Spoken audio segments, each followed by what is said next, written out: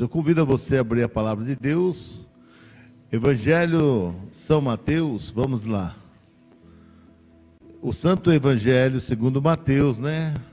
Você vai lá no capítulo 6, e nós vamos começar a ler alguns versículos, e a gente vai lendo e falando e meditando da palavra de Deus, e vai ser uma bênção para todos nós, em nome de Jesus.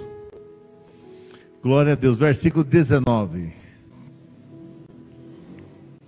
Aleluia. Versículo 19. Todo mundo achou? Vocês podem dizer amém? Amém. Não ajuntei tesouros na terra, onde a traça e a ferrugem tudo consome, e onde os ladrões minam e roubam, mas ajuntai tesouro no céu, onde nem a traça nem a ferrugem consome, e onde os ladrões não minam e nem roubam. Porque onde estiver o vosso tesouro, aí estará também o vosso coração. Porque onde estiver o vosso tesouro, aí estará também o vosso coração. Você pode deixar a Bíblia aberta e vamos orar. Oremos ao Senhor. Senhor, meu Deus, te agradeço pela tua palavra. A tua palavra é fiel, a tua palavra nos sustenta, nos alimenta. Nós pedimos ao Pai que a tua palavra venha falar com cada coração, com cada vida, conforme o que o Senhor quiser, da forma que o Senhor desejar.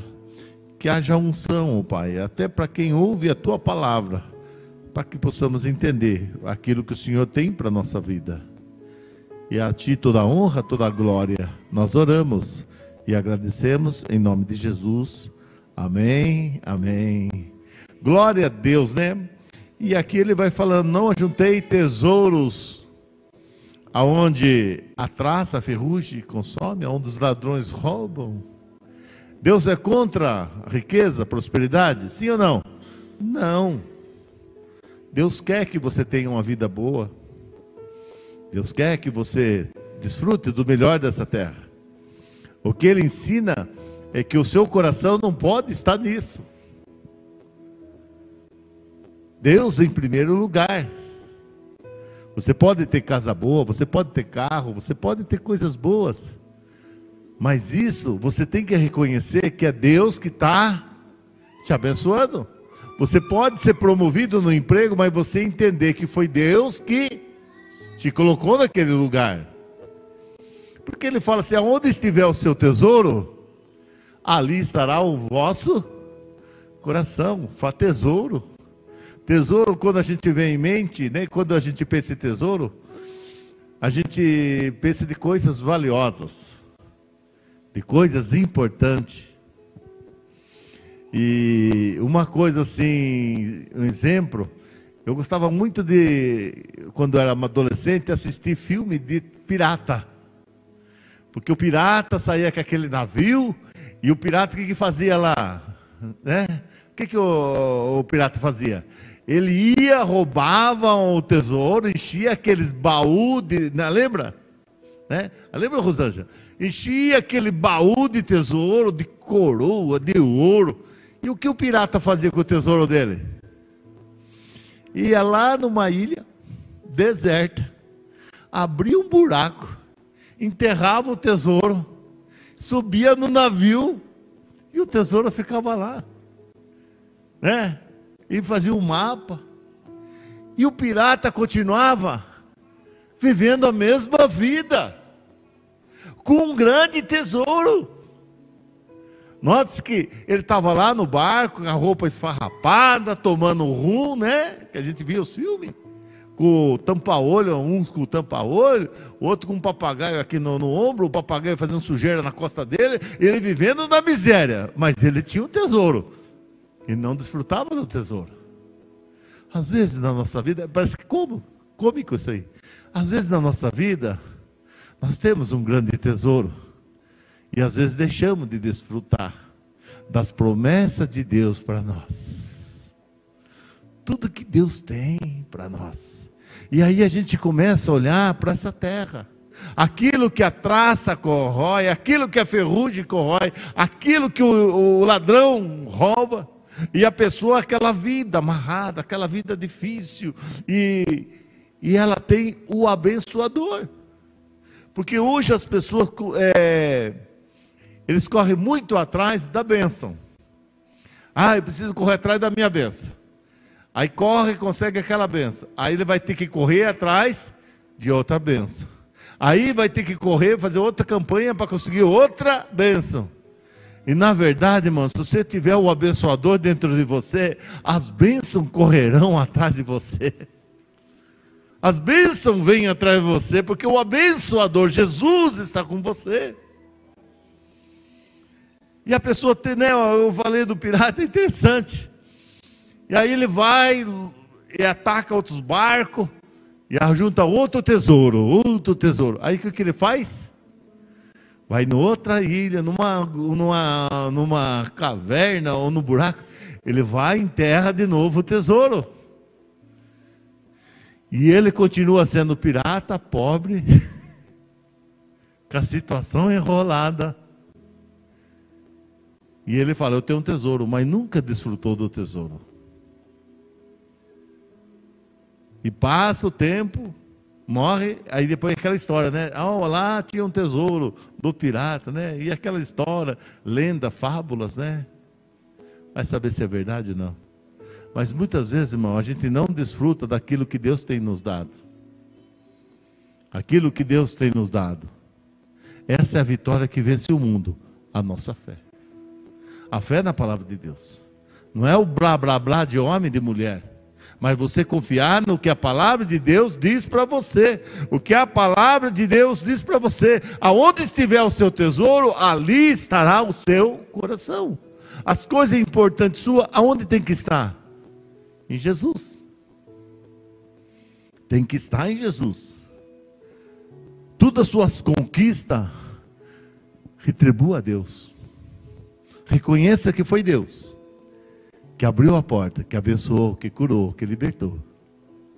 Reconheça. E quando você estiver precisando de algo, você busca em Deus. Porque quando você buscar em homem, você pode até achar o seu tesouro, mas é aquele que a praga, a ferrugem, a traça, os ladrões vão roubar. Mas aquilo que Deus vai dar para você, ninguém toma. Ninguém toma de você. Aonde eu devo buscar? No homem ou em Deus? Irmãos, aonde que nós devemos buscar? No homem ou em Deus? Deus vai falhar com você? Deus vai decepcionar você? Jamais. Então aonde que eu devo buscar? Em Deus. O nosso coração está em Deus. E muitas vezes nós vivemos dividido. Até que vai falar que ninguém pode servir dois senhores. Ou vai amar um, ou amar o outro. Está lá no 24. Nesse mesmo capítulo, vocês estão com a Bíblia aberta? Ainda fala assim, ninguém pode servir a dois senhores, porque ou há de odiar um, ou amar o outro, ou dedicar a um, ou desprezar o outro. Não podeis servir a Deus e a mamão. Deixa a Bíblia aberta, olha, depois a gente continua lendo. Ele falou, você não pode estar dividido. Ora eu creio em Deus, ora eu não creio em Deus. Ora eu confio em Deus, ora não tenho confiança em Deus. Ora eu estou animado, ora eu estou desanimado. Ora eu vou abandonar tudo, ora eu vou abandonar Deus, vou abandonar a igreja. Ora não, Deus é tudo a minha vida. Você está servindo duas coisas. Paulo disse, nem a profundidade, nem a altura, nem a largura, nada me separará do amor que está em Cristo Jesus. É com Jesus sempre. É com Jesus sempre. Se Jesus fazer, Ele é Deus. Se Ele não fizer, Ele também é Deus. Eu vou servir a Ele, porque eu amo a Ele. A maior bênção de Deus da sua vida, qual foi a maior bênção de Deus da sua vida? Por Jesus ter morrido na cruz do Calvário por você. Jesus morreu na cruz para te salvar, para escrever o seu nome no livro da vida, porque nós temos certeza, o dia que nós morrermos, nós temos o quê? Morada com Cristo. Jesus disse em João capítulo 14, não se turbe vosso coração, crede em Deus, crede também em mim, porque na casa do meu Pai há muita morada. Se não fosse assim, eu não iria preparar. A maior bênção nossa é saber o que Ele fez na cruz do Calvário. O restante, irmão, é um plus a mais. A sua fé tem que estar firmada em Cristo. O seu coração em Cristo. Ah, mas eu não vou ficar triste? Vai ter momento, vai ficar triste. Tem momento que vai dar vontade, mas eu não vou fazer. Tem momento que dá vontade de chutar o balde. Tem um momento de falar assim, eu vou servir Deus nesse canto e não quero saber de mais nada. Tem momento. Mas tem uma coisa que até nós cantamos, tem uma chama de um fogo dentro de você. Pode passar o tempo, esse fogo arde dentro do seu coração. Pode se tomar qualquer decisão, aí vai passando o tempo, aquela chama no coração daquele que foi escolhido por Deus, é a qual Deus tem um propósito na vida dele, arde no coração. Lembra-se dos 2 discípulos de Emaús? Jesus tinha morrido, eles estavam caminhando, Jesus vem e começa a falar com eles. O que chama a atenção, o que ele falou assim, não era mesmo que ele falava e ardia o nosso coração? Irmão, quando você ouve a palavra de Deus, tem que arder no seu coração.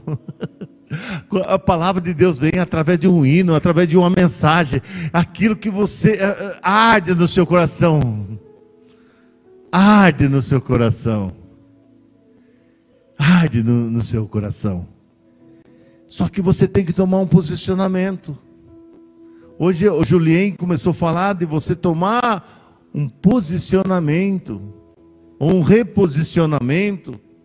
Às vezes a gente na vida, por muitos motivos, a gente acaba fazendo a nossa vontade, tomando algumas iniciativas, algumas decisões, mas chega um momento que a palavra de Deus bate em nosso coração, que é hora da gente fazer um reposicionamento e se colocar naquilo que Deus te chamou, aquilo que Deus te vocacionou.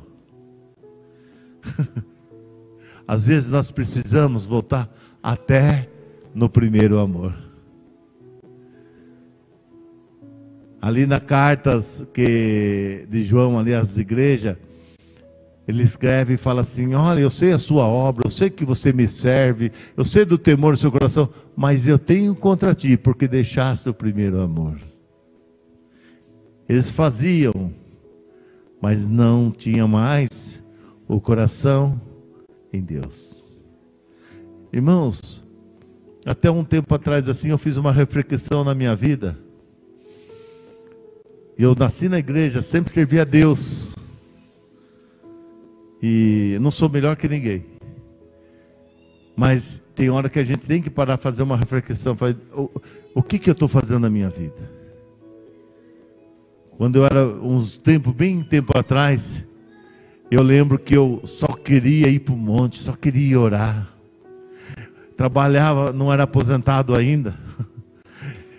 Eu ia na sexta-feira no monte, amanhecia orando, no sábado, e com ela ia no Sabó. Acabava o culto de sábado, lembra? Eu só queria orar. Eu só queria clamar a Deus. Aí você vai acostumando. Você vai acostumando com as coisas. É aí que é o perigo. Aquilo vai tornando-se uma rotina. Eu lembro assim, bem mais jovem, eu não podia entrar num supermercado, irmão. Eu chegava no supermercado e já falava para ela, aqui daria uma boa igreja. Eu não podia entrar numa loja, que eu já chegava na loja e já falava assim, aqui poderia ser uma igreja. Aonde eu ia, eu enxergava uma igreja. Era o meu coração ardia muito. E aí a gente para e fala assim: aonde que está o meu coração?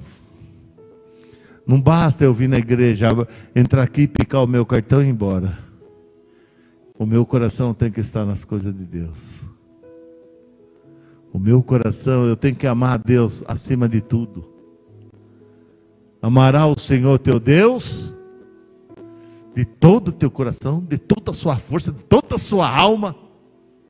Porque Deus é o seguinte: Deus não quer 99% do seu amor e 1% lá fora. Deus não quer. Ou é 100% ou nada. Eu e minha esposa. Chegar para minha esposa e falar assim: ó, Kátia, você tem o meu coração, você tem 99% do meu coração, tudo é seu, Kátia. Mas 1% é, né, não é seu, é de outra pessoa. Ela vai aceitar, irmão? Sim ou não? Ou então a minha mulher fala assim: ó, você tem 99% do meu coração, estou aqui junto com você, mas tem 1% lá. Eu vou aceitar, sim ou não? Você vai aceitar? E por que Deus tem que aceitar?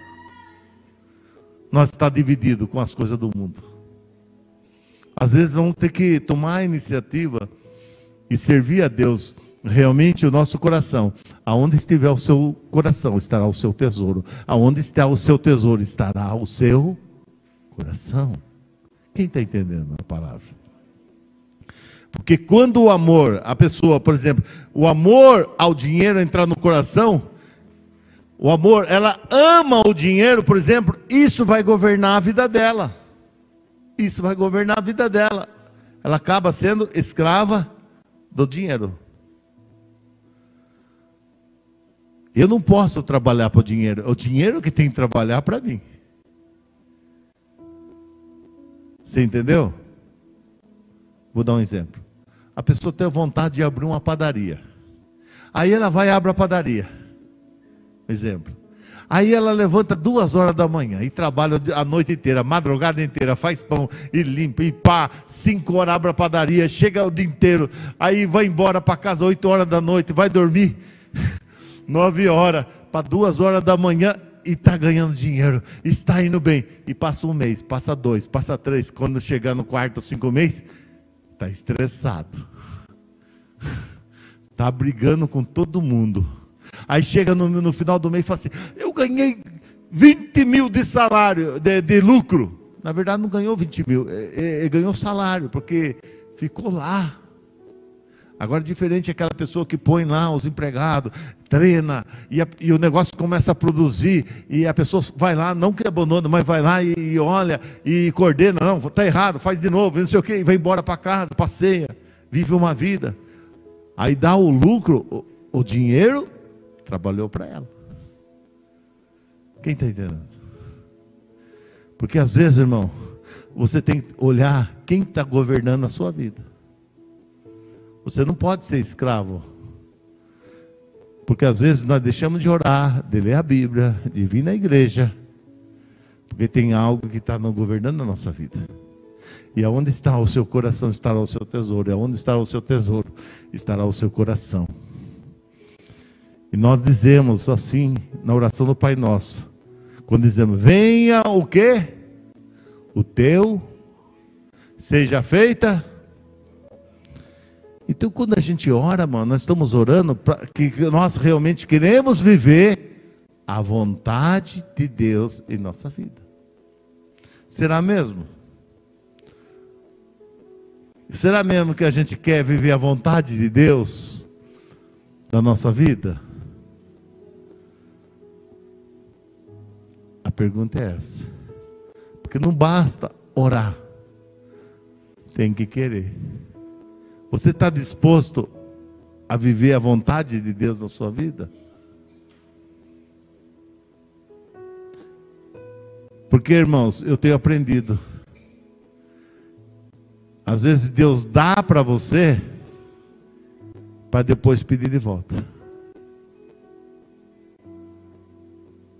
Porque quando a pessoa não tem nada, Deus não está provando, porque ela já está no fundo do poço.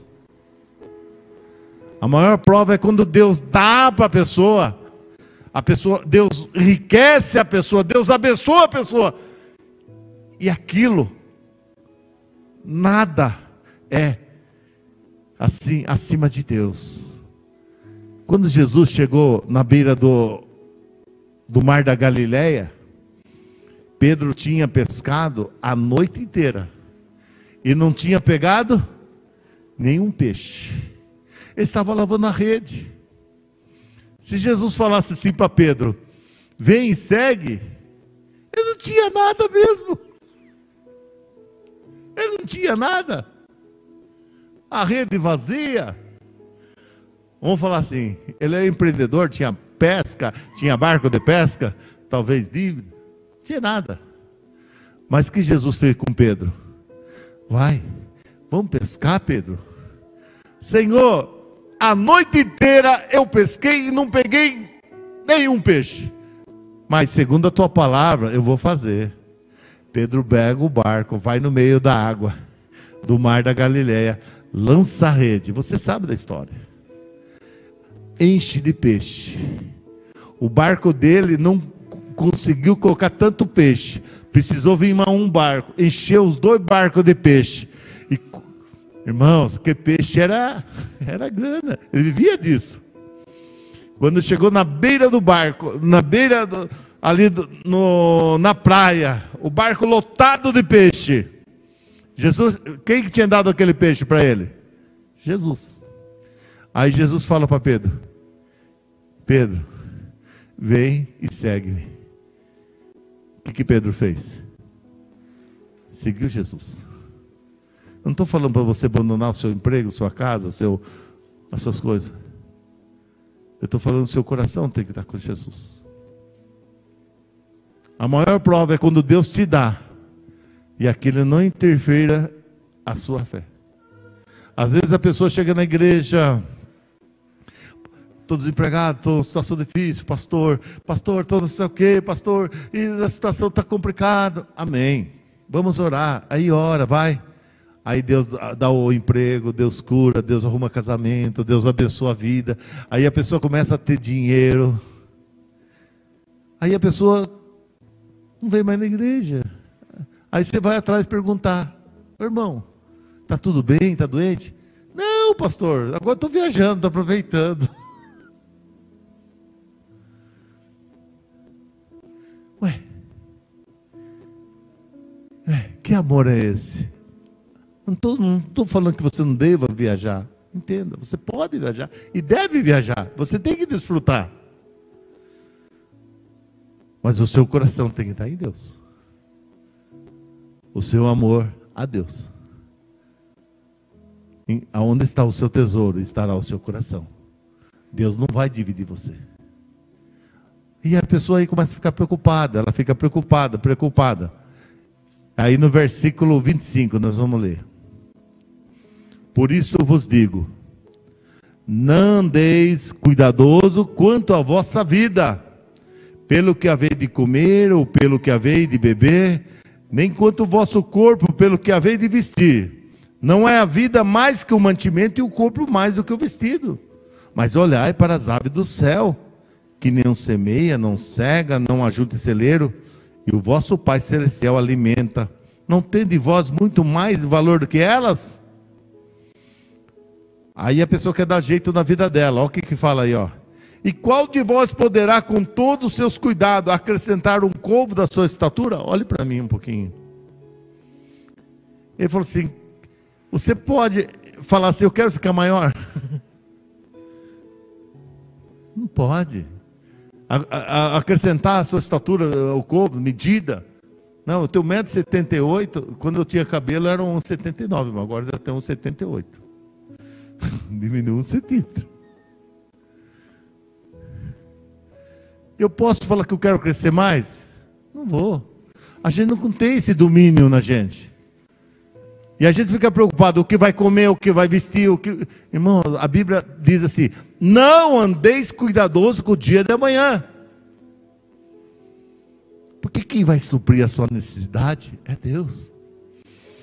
Se uma porta fecha aqui, Ele abre outra ali. Se as coisas não acontecem, não diga, irmão. Porque as pessoas falam assim, deu errado é o diabo, deu certo é Deus.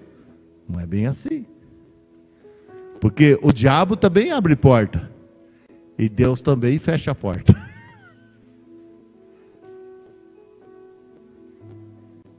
A pessoa arruma aquele emprego vai ser a desgraça dele. Vai se corromper, né? Vai se corromper, vai entrar na panela. Aquele emprego foi bênção para ela? Sim ou não? Não foi, foi maldição. Às vezes você vai para um lugar e não deu certo, o diabo fez. Não, não foi Deus, porque Deus te quebrou um laço na sua vida. Mas com certeza Ele vai abrir uma porta abençoada para você. Ele diz, não andei ansioso. Vamos lá. Versículo 30. Pois se Deus assim veste a erva do campo, que hoje existe e amanhã é lançada ao forno, não vos vestirá muito mais? O que ele fala aí? Homens de pequena fé. Irmãos, o que Deus quer ver em nós é que você demonstre que realmente você tem fé em Deus. Não é o quanto tempo você ora, o quanto você dá de oferta, não é isso, mas é a sua fé em Cristo Jesus. Quando Jesus esteve aqui nessa terra, ele encontrou aquele centurião. E o centurião chegou para Jesus e falou: Jesus, o meu criado está muito doente, por favor, basta uma palavra que o meu criado vai ser curado. Aí Jesus falou assim, né? Vamos lá. Ele falou, não precisa ir lá na minha casa, o senhor não precisa pôr a mão, o senhor não precisa fazer nada, basta uma palavra. Se o senhor falar é uma palavra, já vai ser curado. Diz a palavra de Deus que Jesus se maravilhou de ver a fé daquele homem e falou assim: vai em paz, o teu criado está curado. E Jesus andava por toda Israel, aquele lugar ali, procurando pessoas que acreditavam nele. O que Deus procura realmente em nós é o nosso coração com fé nele, irmão. É de você crer, ver a situação para explodir, mas eu creio que meu Deus está em controle de tudo. Irmão, será que Deus perdeu o controle? Sim ou não?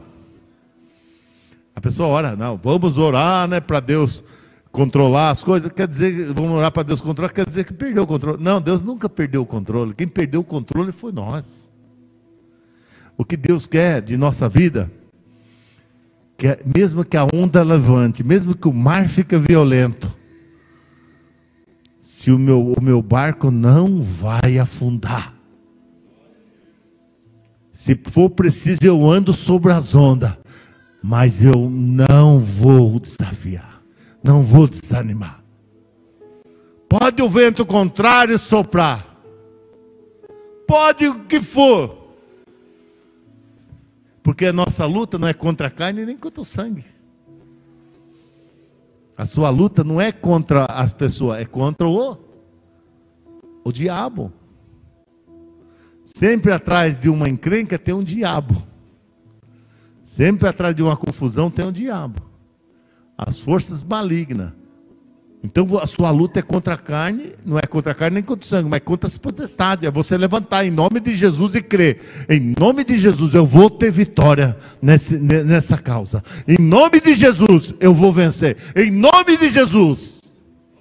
Porque Jesus é pela sua bênção e pela sua vitória. Aí você anda cuidadoso, não vai dar certo, vai quebrar. Não, não vai quebrar. Eu vou confiar em Deus. Eu vou confiar em Deus. Eu vou confiar em Deus. Amém? E ele diz assim, 31. Não andeis, pois, o quê? Inquieto, dizendo, o que comeremos, o que beberemos, o que vestiremos? Porque todas essas coisas o gentil procura. De certo, vosso Pai Celestial bem sabe o que necessitai de todas essas coisas. Mas buscai primeiramente o reino de Deus e a sua justiça, e todas essas coisas vos serão acrescentadas. Aí o 34 fala assim: não vos inquieteis pelo dia, porque o dia de amanhã cuidará de si mesmo, basta cada dia o seu mal. Fecha a Bíblia. Ele perguntou se der, você fica. Se der, aí você, se der, mas não. É um não. É um falar assim, está no determinando, no imperativo. Não andeis inquieto. Não. Então ele não está perguntando se dá ou não dá. O que ele quer é que você confie nele. Quantos por cento, irmãos, que eu devo confiar em Deus? 100%. Você vai sair daqui confiando em Deus. Mas eu não estou vendo o milagre. Irmãos, quem disse que nós andamos pelo que vemos? Nós não andamos pelo que vemos. Nós andamos pelo que nós cremos na palavra. Porque pode passar os céus, pode passar a terra, mas a palavra de Deus permanece para sempre. Deus não é homem para que minta, nem filho do homem para que se arrependa. Se nós confiarmos em Deus, Ele vai honrar. Pode ser impossível para o homem, mas para Deus, tudo é possível. Para Deus, se Deus, para Deus é tudo possível, então para mim, é possível. Não há. Deus traz à existência aquilo que não existe. Está na hora de você confiar em Deus. Não vos inquieteis pelo dia amanhã. Aí você começa a fazer conta, começa a achar o que vai acontecer, o que vai suceder. E aí você começa a entrar no joguinho do inimigo. Aí a ansiedade vem, o medo vem, a frustração vem. Você não tem força para orar, você desanima. Mas quando você levanta, fala assim: não, a Bíblia fala que não andei inquieto, então eu vou confiar. Sabe por quê, irmãos? Tem momento que você não vai pelejar. É Deus que vai pelejar por você. Numa batalha, você quer lutar, afiar a espada. Às vezes você vai guardar a espada e vai louvar a Deus. E Deus vai fazer tudo para você. E você vai receber. Quem está entendendo? Mas isso é fé. Pastor, mas eu não acredito. O problema é seu que eu não acredito. A Bíblia diz que é assim. E eu creio. E eu creio mesmo. Deus espera de nós que buscamos o seu reino. O que Deus espera é que você busque Ele, que você busque a palavra dEle, que você realmente entenda qual é a vontade dEle para a sua vida. Deus espera isso, que você confie nele. Irmãos, você não pode desanimar, você não pode retroceder, você não pode parar. Você tem que continuar firme, e firme na palavra de Deus. Não na minha, não na igreja, mas no que Deus tem falado para você. Eu vou caminhar na palavra de Deus.